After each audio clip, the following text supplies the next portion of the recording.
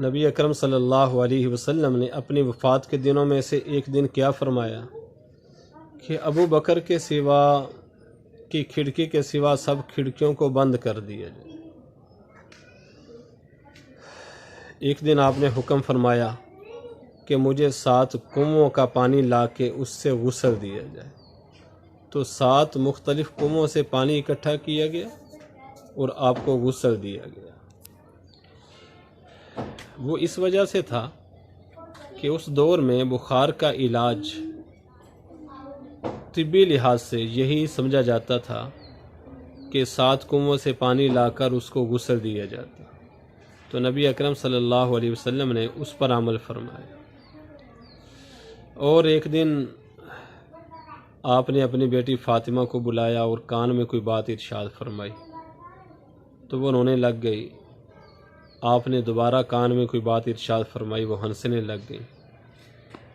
کسی نے ان سے پوچھا کہ رونے کی اور ہنسنے کی کیا بات تھی، تو فرمایا کہ نبی اکرم صلی اللہ علیہ وسلم نے مجھ سے فرمایا میری بیٹی میں جا رہا ہوں، تو اس پہ میں رونے لگ گئی۔ پھر آپ نے فرمایا میری بیٹی سب سے پہلے تم مجھے ملو گی، تو اس پہ میں ہنسنے لگ گئی۔ ایک دن نبی اکرم صلی اللہ علیہ وسلم مسجد میں تشریف لائے، حضرت علی رضی اللہ عنہ لیٹے ہوئے تھے، حضرت فاطمہ سے کوئی ناراضگی ہو گئی تھی۔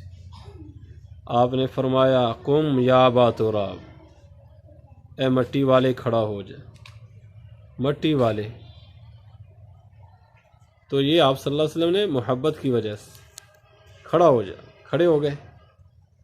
آپ نے ان کا ہاتھ پکڑا، گھر میں لائے، حضرت فاطمہ رضی اللہ عنہ کا ہاتھ پکڑا اور صلح کروا دی۔ نبی اکرم صلی اللہ علیہ وسلم نے وفات پائی تو اس وقت حضرت ابو بکر صدیق رضی اللہ عنہ اپنی بیوی دوسری بیوی کے پاس گئے ہوئے تھے۔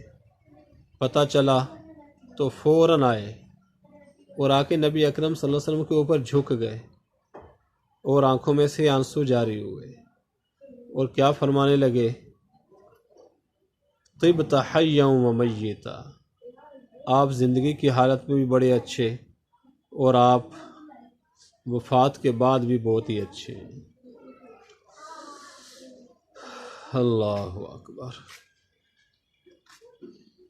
نبی اکرم صلی اللہ علیہ وسلم نے فرما دیا تھا کہ میرا جنازہ سب سے پہلے آسمانوں سے فرشتے آ کر پڑھیں گے، اس کے بعد پھر لوگ پڑھیں گے۔